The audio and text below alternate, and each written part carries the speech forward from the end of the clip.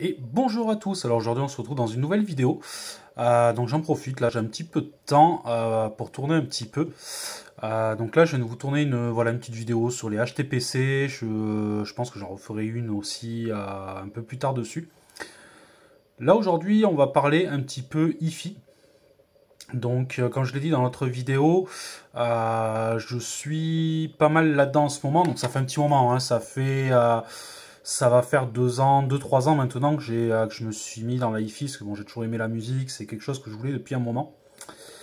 Et du coup, voilà, là en ce moment, je finalise un petit peu, donc le HTPC justement vient dans cette optique-là. Et je voulais en profiter pour faire une petite vidéo. Je pense que je vais faire même une petite série de vidéos là-dessus. Même si voilà, c'est un domaine, on va dire, qui est un petit peu à part, encore qu'il y a pas mal de monde dans ce domaine-là. Les forums sont assez actifs. Mais justement, voilà, je voulais partager un petit peu mon expérience parce que c'est quand même, faut être franc, c'est assez compliqué.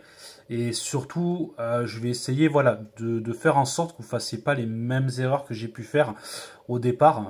C'est vrai que quand on ne connaît pas, on fait pas mal d'erreurs, on perd pas mal d'argent au départ. Donc c'est vrai que c'est pour ça que voilà, je voulais vous donner un petit peu quelques conseils et voir un peu comment débuter. Déjà, voilà, moi, il y a une règle d'or qu'il faut vraiment intégrer dès le départ. C'est que quand vous allez vouloir vous lancer, avant même de parler de budget, tout ça, à intégrer le fait qu'il faut tester. Ça sert à rien de passer des soirées sur les forums. Moi, c'est ce que j'ai fait au début. J'ai fait le tour des forums, j'ai posé des questions partout. Et souvent, quand je recevais le matériel, j'étais déçu parce que c'est pas ce qui me plaisait. Et en fait, avec le temps, j'ai appris plus avec les tests et l'écoute. Parce que clairement, un équipement qui va être... Vous pouvez être sur un forum, quelqu'un qui va vous parler de tel équipement, qui va vous dire c'est génial. Et à côté de ça, un autre équipement, il va vous dire ça vaut rien du tout. Et pareil, vous à l'écoute, c'est plutôt celui qui, pour l'autre personne, pensait que ça valait rien, que ça va justement être bon pour vous. Ça a été le cas, par exemple, moi, les enceintes que j'avais au tout départ, les auditors, bon, elles avaient un défaut, c'est qu'elles avaient un gros manque au niveau des graves, elles manquaient vraiment en bas. Mais à part ça, c'est des enceintes, moi, qui me plaisaient vraiment à l'écoute. Pourtant, d'autres portaient aucune considération à ces enceintes-là. Et après, voilà, certains les aimaient bien. C'était très partagé. Pourtant, moi, c'est des enceintes avec lesquelles j'ai débuté et avec lesquelles je me suis régalé au départ. Après, je suis monté en gamme, mais c'est dans la montée en gamme, vous voyez, encore une fois, j'ai pas forcément fait de l'écoute, je suis souvent resté, j'ai encore fait des erreurs il n'y a pas très longtemps, parce que sur papier, ouais, vous pouvez avoir du matériel qui est excellent sur papier, qui a été primé. Vous prenez par exemple, on va prendre un exemple d'un ampli, bon maintenant qui est plus à la vente en neuf, mais qui était très connu, le Marantz PM5005. Le PM5005, si vous regardez sur internet, c'est un ampli entrée de gamme qui est bien réputé, qui a été diapason d'or, qui a eu plein de trucs. Pourtant, très franchement, moi je lui ai essayé pas mal d'enceintes dessus. Et perso, moi je trouve que c'est un ampli qui n'a pas forcément grand intérêt. C'est un ampli qui manque sérieusement d'alimentation, il n'est pas assez alimenté, il peine pas mal. C'est assez mou, on peut même pas parler de douceur, c'est assez mou. La douceur, par exemple, c'est actuellement, j'ai en test un NAD, un C316BE, donc il joue à peu près dans la même cour que le 5005. Lui, on peut dire qu'il est doux. Il a de la pêche, mais tout en ayant une certaine rondeur. Après, voilà, justement, le NAD, c'est un ampli qui, justement, est à ses côtés, entre guillemets, hein, on va dire, c'est un bon premier prix, encore une fois. Moi, personnellement, voilà, j'accroche pas des masses. À côté de ça, moi, par exemple, je suis un grand fan, par exemple, d'un ampli qui a plus de 30 ans maintenant, qui est celui que je me sers maintenant depuis un peu plus d'un an, qui est l'Arcam Alpha 5. L'Arcam Alpha 5, c'est pareil, c'est assez partagé. Il y en a qui n'aiment pas du tout Arcam. Moi, personnellement, de tous les amplis que j'ai eu, j'en ai eu un peu plus d'une dizaine. C'est celui qui est resté, c'est mon gros coup de cœur. Le Alpha 5, moi, j'ai des enceintes Dali dessus, des Opticon 2. C'est quelque chose qui fonctionne très très bien ensemble. Mais tout ça, ça a été de la découverte avec l'écoute. Pourquoi j'ai des Opticon 2? Parce que j'ai découvert Dali avec les Spector 2. J'ai vu que c'était une marque voilà, qui avait une sonorité qui me plaisait fortement. Qui va pas forcément plaire à tout le monde, mais qui me plaisait beaucoup. À côté de ça, vous voyez, j'ai des Ellipson, des Prestige 3i que j'ai mis en vente, qui sont des enceintes qui sont très aimées, et que moi, personnellement, je n'aime pas du tout. Donc, c'est très subjectif, en fait. C'est que il faut pas se fier au forum, tout ça. C'est chacun va avoir une demande différente et va entendre différemment du matériel. Moi, des fois, je vois quand je regarde sur les forums du matériel que j'ai, des fois que je vois la description des gens, je vois qu'ils n'ont pas du tout, par exemple, des fois, pas du tout la même perception que moi. Donc c'est vrai que c'est vraiment c'est ça qu'il faut se dire. C'est vraiment c'est subjectif, c'est quelque chose sans écoute, vous allez soit être déçu, soit penser que ça vous va et en fait que vous passez à côté de quelque chose.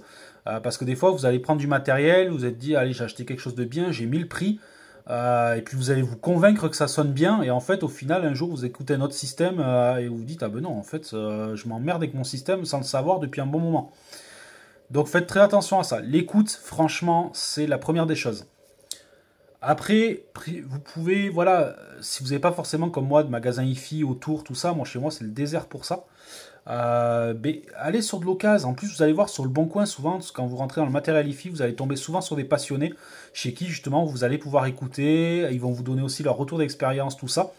Moi, le Arkham, ça a été ça. Le Arkham, ça a été poussé un peu sur les forums parce que ben, selon mes goûts, il y a des personnes qui ont dit voilà, ça peut être l'ampli qui peut s'approcher des goûts que j'avais. Et du coup, j'ai pu aussi confirmer ça avec une écoute. Et en effet, voilà, là, ça a matché. Alors qu'avant ça, j'ai eu d'autres amplis, ça n'a pas matché du tout. Actuellement, moi, le NAD, par exemple, le C316 avec les Ellipson, pour moi, c'est quelque chose qui, pour moi, personnellement, quelque chose qui ne matche pas. Par contre, je vois mon père, par exemple, aime beaucoup le son des Ellipson avec le NAD. Vous voyez, c'est très subjectif. Mon père, lui, adore ça parce que c'est assez doux, c'est une écoute qui est facile. Il aime bien les deux systèmes que j'ai. Pour lui, c'est deux styles différents, mais deux styles qu'il aime. Moi, personnellement, mais quand je passe de mes Dali avec le Arkham à l'autre système, moi, j'ai du mal. Mais encore une fois, c'est un avis personnel. J'ai un autre collègue aussi qui aime bien un peu la hi-fi, tout ça. Lui, c'est pareil. Il préfère parce qu'il aime bien le côté un peu doux des Ellipson, tout ça. Moi, j'aime bien le côté un peu plus clinquant des Dali. Donc, vous pouvez aussi, voilà, faites du bon coin, surtout que vous allez voir souvent dans le matériel, n'ayez pas peur d'aller dans du vintage. Moi, regardez le Arkham Alpha 5, comme je vous dis, c'est un ampli qui a plus de 30 ans, je crois. Et c'est. Enfin, moi, j'ai pas de souci avec. Et clairement, aujourd'hui, à comparer même avec des amplis modernes, c'est pour moi l'ampli qui colle bien.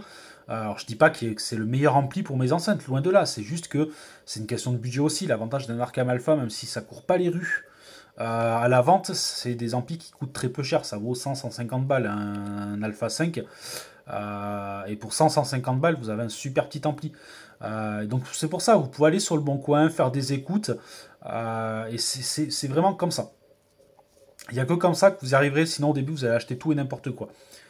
Définissez aussi un budget dès le départ, parce que souvent on a tendance, moi c'est ce que j'ai fait aussi, de limiter un peu son budget, et en fait on va plus perdre d'argent à faire ça. En se disant on va évoluer petit à petit, mais en fait non, on perd beaucoup parce que dès qu'on va évoluer sur quelque chose, on va évoluer sur les enceintes, il va falloir de suite évoluer sur l'ampli, puis après derrière il y a tel truc qui va plus suivre, et au final on brade ça et on perd encore plus. Vaut mieux à la rigueur se faire une cagnotte. Moi au bout d'un moment j'avais tout stoppé, c'est ce que j'ai fait. Je mets de côté, je connaissais mon objectif, c'était le Opticon 2. Bon, les Opticon 2, voilà, je sortais moi d'enceintes plutôt comme les Spector 2, tout ça, qui étaient dans une moyenne de 300-400 balles la paire. Les Opticon 2, on parlait quand même déjà de 700-800 balles la paire d'enceintes. On commençait à être quand même sur un budget un peu plus conséquent. Au même moment, je venais déjà d'acheter la Marantz parce que je voulais la CD 5005, comme elle a été arrêtée à l'avance, je voulais profiter vite de fin de stock. Parce qu'après ils allaient plus sortir cette gamme là et c'était quand même bien plus cher de passer sur la nouvelle parce qu'ils font plus la petite gamme chez Marantz, ils ont arrêté donc l'équivalent du 5005 en CD et en ampli. Donc c'est pour ça que je m'étais un peu speedé à acheter. Mais bon, la platine c'est pareil, la CD 5005 c'était 300 balles. Donc c'est vrai que ça va vite. Voilà, bon, pour vous donner grossièrement un ordre d'idée sur l'installation que j'ai, je vais parler juste de la principale. Je vous parle pas parce que des ellipsons avec l'ampli-NAD, tout ça. Ça c'est un système secondaire, enfin c'est un système un peu hybride avec un peu le matos qui me restait en fait, des différents essais. Vraiment sur le principal, vous partez sur les enceintes, les Opticon 2 en neuf. Donc moi c'est les MK1 que j'ai, c'est pas les MK2. C'était 800 euros, je crois de souvenir, 8 ou 900 euros. L'ampli Arcam, bon là par contre vous êtes aux alentours des 150 euros. Le CD 5005 c'était 300 euros. Après on a la deuxième source, comme je vous ai expliqué dans la vidéo, c'était mon HTPC. Il y a le DAC, 120 ou 150 euros. Et derrière un petit peu de câblage pour les enceintes. Bon, je suis pas parti non plus dans des câbles haut de gamme. Moi, je suis pas un fan à mort là-dessus. J'ai juste pris du correct. J'ai pris du KED Silver, je crois que c'est. C'est du câble à 8 euros le mètre. Ça suffit très bien déjà. Mais voilà, moi par exemple, c'est une installation au jour d'aujourd'hui qui vaut pas non plus 50 000 euros ou autre, mais qui m'apporte une réelle satisfaction. Moi, c'est un système que j'ai depuis maintenant presque un an. Et à chaque fois que je me remets devant, j'ai pas de lassitude. J'ai presque même l'impression de le redécouvrir à chaque fois. Et moi, personnellement, voilà. Moi, je sais que ça viendra à changer dans le temps. Je dis pas que c'est mon système définitif, parce que dans l'iFi, vous en avez jamais assez. Mais pour le moment, moi, c'est le système qui me convient.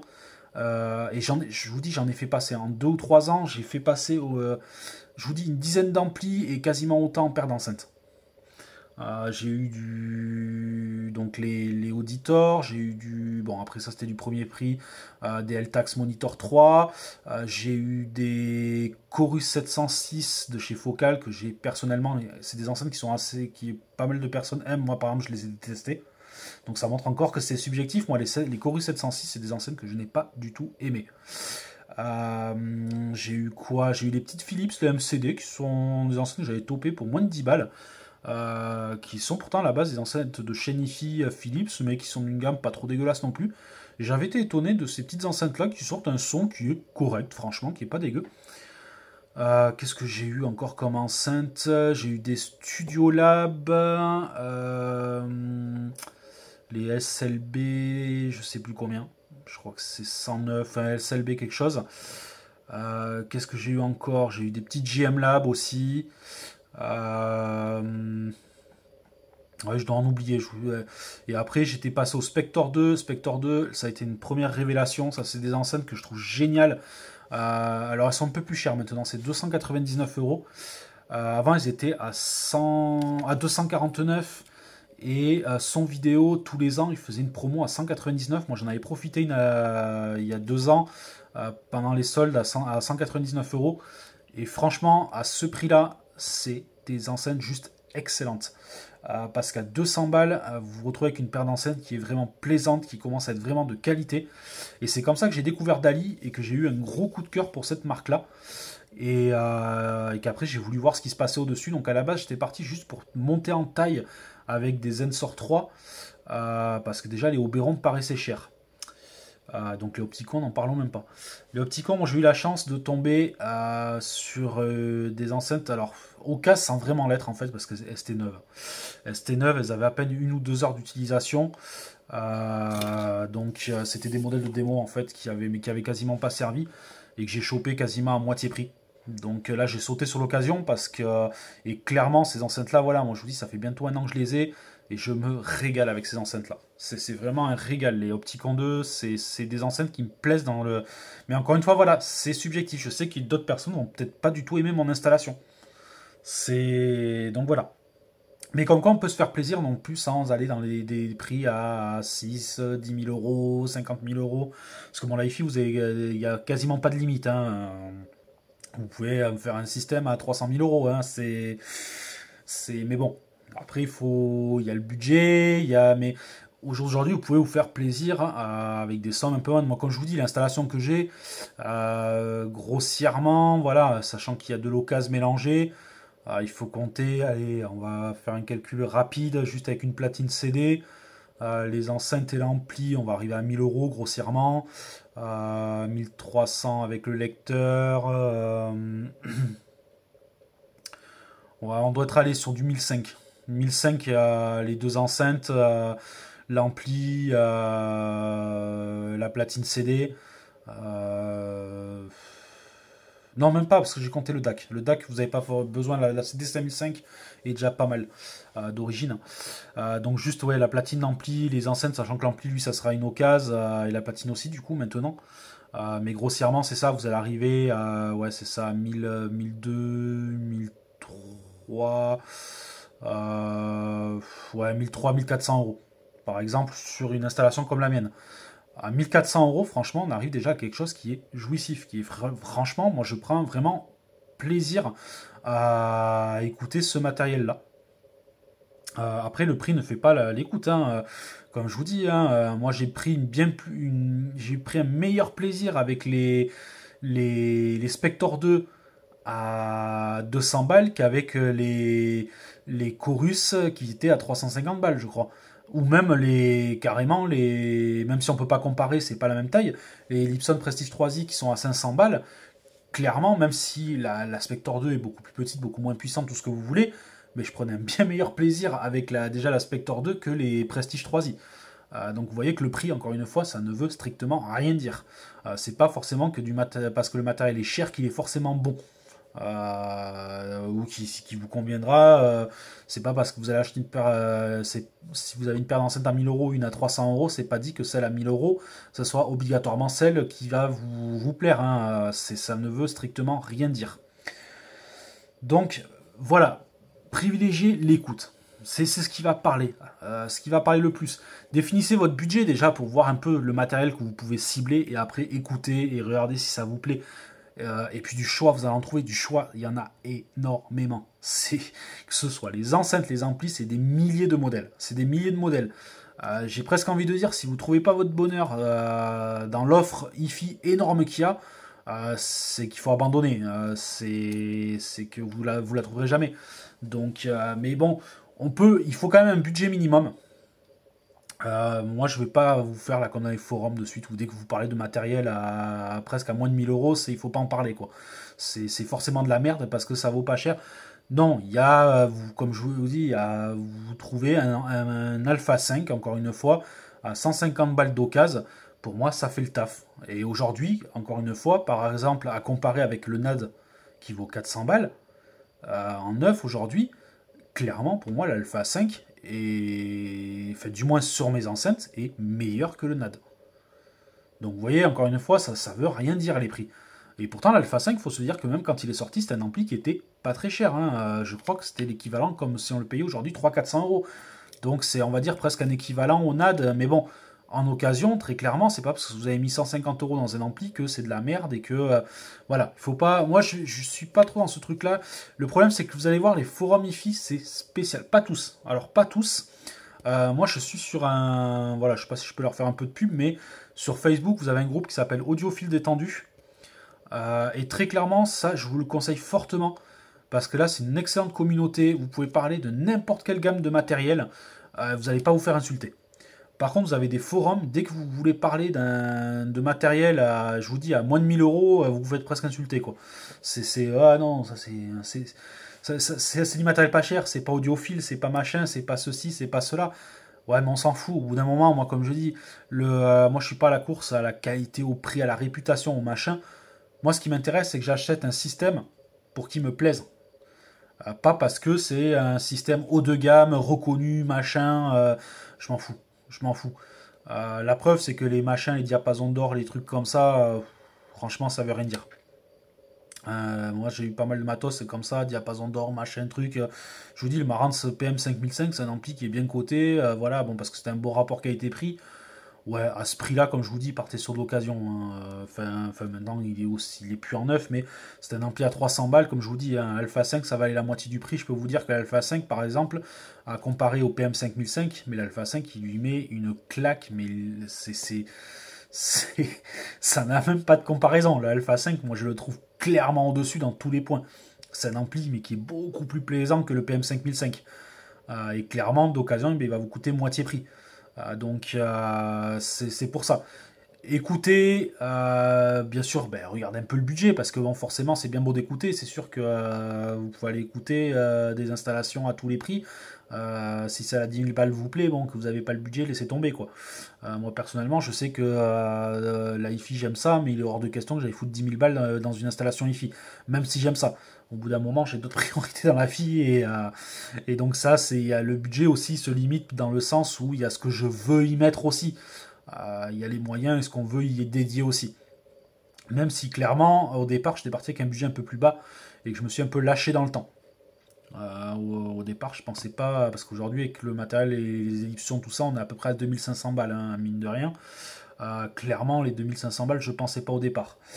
Bon, même si aujourd'hui, comme je vous dis, il y a une partie qui va dégager, les Ellipson et le NAD sont en vente, parce que c'est du bon matos, mais c'est pas mon style d'écoute.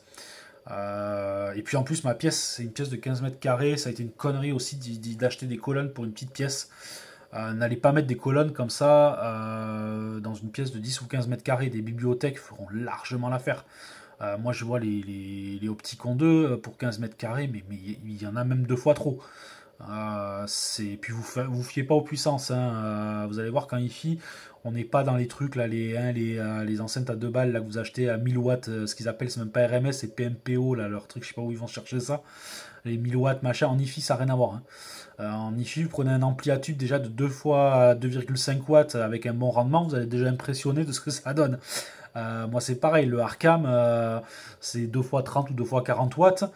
Vu comme ça, ben, je peux vous assurer qu'avec les DALI, même si c'est pas ce qu'on cherche, la puissance dans la hi-fi, mais vous fiez pas aux puissances, quoi. Il y en a déjà, moi le Arcam, franchement, il tourne à même pas un quart, quoi. Après, bon, il en faut quand même de la puissance, parce que c'est ce qui va faire aussi que vous n'allez pas tirer sur votre ampli. Mais bon, ça c'est vraiment dans le technique. Mais là, voilà, moi pour rester voilà, dans les conseils de base, avant de regarder le prix, la qualité, le ceci, le cela, pour moi, c'est l'oreille qui passe au-dessus de tout.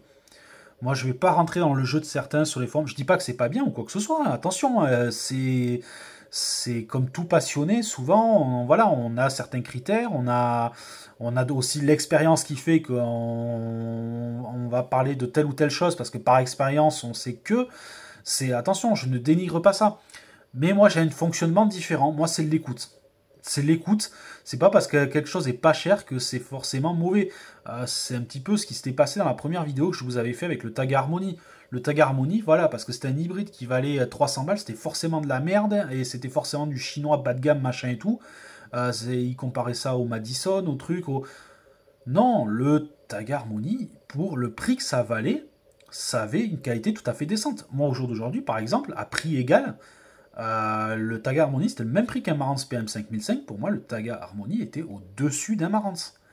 Mais clairement, que ce soit en qualité, en dynamisme, en tout, le Taga était meilleur. C'est pas non plus un monde, il faut être franc, hein, c'est pas un monde entre ces deux amplis-là, mais il était meilleur. Enfin, pour moi, du moins, il arrivait à tirer un peu plus facilement les enceintes qu'on lui mettait derrière. Le Marantz, il tirait, le Marantz, par exemple, avec du Dali, oubliez, moi, je vois certains qui font des associations, par exemple des Spector 2 avec le Marantz PM5005, mais c'est dommage. C'est dommage, vous les bridez les enceintes. Les Dali, elles ont besoin, c'est des enceintes qui ont des bas rendements. Et ça, c'est très important. Il faut regarder le rendement d'une enceinte. Plus le rendement est bas, et plus il faudra que votre ampli puisse assurer derrière. Les Spector 2 sur un PM5005, franchement, vous les exploitez pas. Alors quand je dis vous les exploitez pas, ça veut pas dire je parle pas du volume du son. Depuis tout à l'heure, quand je parle de puissance, de pas exploiter tout ça, ça veut pas dire que vous pouvez pas mettre à fond ou quoi que ce soit. C'est juste que à volume égal, le Marantz n'a pas le dynamisme pour faire sonner correctement les Dali. L'Arcam, oui. L'Arcam, lui, c'est un ampli qui est bien alimenté, qui a de la pêche dès le bas volume. L'avantage du Arcam, c'est que vous n'avez pas besoin forcément de monter le son pour avoir quelque chose de correct. Vous pouvez avoir le son très bas, et vous allez déjà avoir un son, entre guillemets, un son plein, un son déjà bien détaillé. Le Marantz, pour commencer à réveiller un peu tout, les aigus, les basses, tout ça, il fallait forcément monter le son. Il n'y avait rien à faire, il fallait commencer à lui tirer dans la tronche pour qu'il puisse enfin nous sortir des basses, nous sortir de tout. Et dès qu'on lui tirait dans la tronche, on sentait déjà qu'il suivait plus. C'est-à-dire qu'on commençait à avoir des débuts de distorsion, tout ça, alors qu'on avait le volume au quart parce que la lime, elle suivait pas. Et alors que le Arkham, lui, même un volume très bas, quand je vous dis très bas, c'est-à-dire vraiment en musique de fond, vous allez sentir déjà que le son il est détaillé, qu'il y a une petite basse propre, il donne déjà la gamme complète d'entrée, quoi. Il n'y a pas besoin de forcément jouer sur le volume pour réussir à avoir quelque chose de correct. Donc c'est pour ça que voilà, moi c'est là que j'ai vu l'importance aussi d'une bonne alimentation sur un ampli. Et ça c'est très important. Après vous verrez, il y a une question de goût. Souvent, vous allez voir, vous allez vous affilier à une marque. Moi je sais que Dali par exemple, j'ai essayé pas mal de marques. Alors je dis pas que toutes les Dali vont plaire, parce que dans une même marque, vous pouvez avoir beaucoup de différences entre les enceintes. Mais Dali, plus ou moins, entre la Spectre 2 et la Opticon 2, qui sont quand même deux enceintes assez éloignées en gamme, on est à deux ou trois gammes au-dessus avec la Opticon 2. Je retrouve quand même en fait la Spectre 2, mais avec une montée en qualité. Mais j'ai retrouvé ses spécificités. Donc quand je parle des spécificités des Dali chez moi, c'est une petite mise en avant au niveau des voix. Vous avez vraiment une voix bien centrale, bien mise en avant.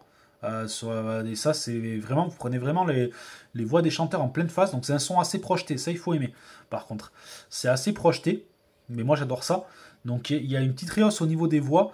Et je sais pas, elles ont un côté un peu plus dynamique, un peu plus vivante. Un médium qui est assez sympa. Et l'Arkham, justement, a aussi cette patte-là d'être assez musical, d'être assez dynamique et de bien s'accorder avec elle. Et ce qui fait que ça donne quelque chose qui est vraiment sympa. Et après, c'est du dynamique sans être fatigant, hein. Franchement, c'est pas vraiment fatigant. Contrairement, par exemple, à du Klipsch. Moi, Klipsch, par exemple, moi qui aime le son dynamique, j'aime pas Klipsch parce que, oui, c'est dynamique, mais ça en est fatigant. Voilà. Moi, je veux quand même aussi garder quelque chose d'agréable. Et puis surtout que quand on écoute plein de styles de musique différents, il faut que ça s'accorde un petit peu avec tout. Donc voilà, grossièrement, donc un mélange de conseils et on va dire de mon début de parcours dans la hi-fi. Si vous voulez d'autres vidéos un petit peu explicatives là-dessus, il n'y a pas de souci. Après, ça restera des vidéos d'expérience, hein. Moi, je détiens rien du tout dans la hi-fi. Je suis pas, j'ai aucune vérité là-dedans. Je suis, on va dire, un passionné, voilà, depuis maintenant 2-3 ans. C'est juste du retour d'expérience. C'est ça, il faut le prendre comme ça. C'est pas moi qui vais vous parler beaucoup de technique, tout ça. Tout ce que je vais vous parler, c'est parce que je l'ai vécu. Je vais pas surenchérir, vous parler de tel ou tel matériel si je le connais pas. Parce qu'il y en a, c'est un peu ça, des fois, c'est tel ou tel, ils vont juger, des fois, via une photo et trois caractéristiques, ouais, bof, ceci, cela. Non, photo et caractéristiques, moi je m'en fous, moi ce qui m'intéresse c'est à l'oreille. Donc du matériel que je n'ai pas écouté, je vous en parlerai pas forcément parce que, ben, plus ou moins, voilà, je veux pas rentrer non plus dans un truc à vous raconter n'importe quoi. Voilà, moi c'est vraiment du retour d'expérience. Et comme je vous dis, ça va faire bientôt 3 ans. J'ai eu pas mal de matériel parce que j'ai pas mal cherché au départ. J'avais pas forcément la possibilité moi de tout écouter, donc souvent je passais par de l'achat et après de la revente. Il y a eu des erreurs d'achat, il y a eu un peu de tout. Mais déjà voilà, si vous voulez un peu le listing du matériel que j'ai eu, parce que je vous dis j'en ai fait passer quand même pas mal, je peux vous parler un petit peu individuellement de chaque matos que j'ai possédé, avec ce que j'ai aimé, ce que j'ai pas aimé, ce qui était sympa, tout ça. Voilà, je vais m'arrêter là parce qu'on est quasiment à 30 minutes. Et donc j'attends un petit peu vos retours dans les commentaires sur un petit peu sur ce sujet-là.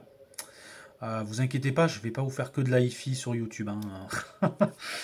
C'est pas mon nouveau truc, c'est juste que voilà, moi, comme je vous dis, la chaîne YouTube suit mes passions, donc des fois vous avez un thème pendant un petit moment et après je reviens un peu aux habitudes. Voilà, allez sur ce, moi je vous dis à une prochaine vidéo. Ciao ciao.